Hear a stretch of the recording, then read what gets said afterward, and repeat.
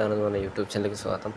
മറ്റൊന്നുമല്ല ഈ വീഡിയോ ഇടാൻ കാരണം വീണ്ടും തൊലിഞ്ഞ ന്യായീകരണവുമായിട്ട് നമ്മുടെ മാനേജ്മെൻറ്റ് വീണ്ടും എത്തിയിരിക്കുകയാണ്.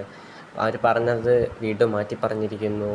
This is called daddyless syndrome എന്ന് തന്നെ പറയാമെന്ന് വേണമെങ്കിലൊക്കെ നമുക്ക് പറയാം. ഞാൻ കൂടുതലൊന്നും പറയുന്നില്ല ഗൈസ്. ഇവന്മാർ പിന്നെയും വാക്ക് മാറ്റിയിരിക്കുകയാണ്. ഇവർ പറയുന്നത് എന്താ വെച്ചാൽ നമ്മളിപ്പം പറഞ്ഞല്ലോ എന്തോന്ന് ഇവർ പറഞ്ഞിട്ടുണ്ട്. ഈ പറഞ്ഞ ഇവാൻ വുക്കോമനോവിച്ചിനെ കുറ്റം പറയാത്തത് എന്ത്, ക്രിറ്റിസൈസ് ചെയ്യാത്തത് എന്ത് എന്ന് ചോദിച്ചിട്ടുണ്ടല്ലേ. അപ്പോൾ ഈ ചങ്ങായി പറഞ്ഞൊരു മറുപടി എന്താ വെച്ചാൽ, ഞാൻ അങ്ങനെയല്ല ഉദ്ദേശിച്ചത് അച്ഛന്മാരെ, അപ്പോൾ ഞാൻ അങ്ങനെയല്ല ഉദ്ദേശിച്ചത്, ഞങ്ങൾക്കിപ്പോൾ ഇവാനുമായി നല്ല ബന്ധം തന്നെയാണ്. എടാ, ഇവാനുമായിട്ട് നല്ല ബന്ധമാണെന്നുള്ള കാര്യം എങ്ങനത്തെ ബന്ധമാണെന്നൊക്കെ ഞമ്മക്കറിയാം. നമ്മളെ പറ്റിക്കാൻ നോക്കണ്ട. ഇവാനായിട്ട് കുഴപ്പമില്ലാത്ത ബന്ധം ഉണ്ടായിരിക്കാം. പക്ഷേ ഇവാന് പ്രശ്നം ഇവാനാണെന്ന് പറഞ്ഞത്, അപ്പം അത് ഇവാനോട് അത്രയും നല്ലൊരു സ്വഭാവത്തിനാണ് ഈ ചെങ്ങായി നിൽക്കുന്നതെങ്കിൽ ഇവാനെ ക്രിറ്റിസൈസ് ചെയ്യാൻ പറയേണ്ട ആവശ്യമില്ലല്ലോ. ഇവാൻ വുക്കോമനോവിച്ച് എന്ന് പറഞ്ഞാൽ 2-3 കൊല്ലം മുന്നേ ഈ ടീം വിട്ടു പോയൊരു ആളാണ്. ആളിപ്പോഴത്തെ തോൽവിയായിട്ട് ഒരു ബന്ധവുമില്ല. ഇപ്പോൾ മാനേജ്മെൻറ്റിന് തന്നെയാണ് അത്. കാരണം ഇപ്പം ഒന്നെങ്കിൽ പിന്നെ ഞങ്ങൾ ഡേവിഡ് കറ്റാലയെ കുറ്റം പറയും. ഇപ്പോഴത്തെ ടീമിൻ്റെ മോശം കളിക്ക് സത്യം പറഞ്ഞാൽ ഇവാൻ വുക്കോമനോവിച്ച് എന്ത് പിഴച്ചെന്നാണ് എനിക്ക് മനസ്സിലാകാത്തത്. ഇവാൻ വുക്കോമനോവിച്ചിനെതിരെ ഇവർ വെറുതെ ശ്രദ്ധ മാറ്റി ടോപ്പിക്ക് മാറ്റുകയാണ്.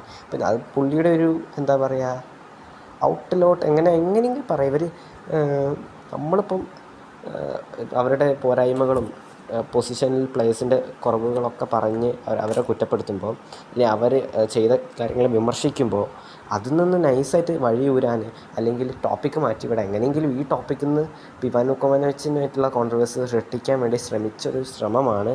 അത് ചീറ്റിപ്പോയി എന്ന് തന്നെ പറയാം. നിങ്ങളുടെ കള്ളങ്ങൾ പൊളിയുക തന്നെ ചെയ്യും മാനേജ്മെൻറ്റ്, ഉറപ്പാണ്. നിങ്ങളൊരു കപ്പടുപ്പിച്ചില്ലെങ്കിൽ നിങ്ങളെ പിടിച്ച് തൂക്കിലേറ്റാനുള്ള അല്ലെങ്കിൽ എടുത്ത് കളയാനുള്ള, തോട്ടിക്കളയാനുള്ള ദേഷ്യം ആരാധകർക്കുണ്ട്.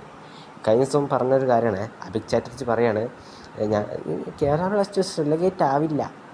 എവിടെ ചെങ്ങായിയെ, പൊന്നഭിക്കേ, എങ്ങാനും കേരള ബ്ലാസ്റ്റേഴ്സ് റിലഗേറ്റ് ആയ മര്യാദയ്ക്ക് പെട്ടിയും കിടക്കയും എടുത്തുകൊണ്ട് ഇറങ്ങിക്കൊള്ളണം നിൻ്റെ ഒഡീഷയിലേക്ക് കേട്ടോ. അതാണ് എനിക്കൊക്കെ പറയാനുള്ളത്. എന്നെപ്പോലത്തെ ആരാധകർക്കൊക്കെ പറയാനുള്ളത്. എല്ലാവർക്കും അതുതന്നെ പറയാനുള്ളത്.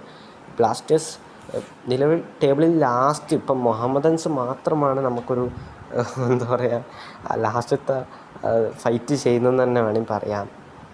എന്തുവാ ഐ ലീഗിന് വേണ്ടിയിട്ടുള്ള ഫൈറ്റ്, ഐ ലീഗ് പോവാം. ഈ ടീമിന് ഐ ലീഗ് കളിച്ചിട്ട് വരാമല്ലോ. എന്തോന്ന് പറയാനാണ്. അപ്പം പഠിച്ചോളൂ ഇവന്മാർ.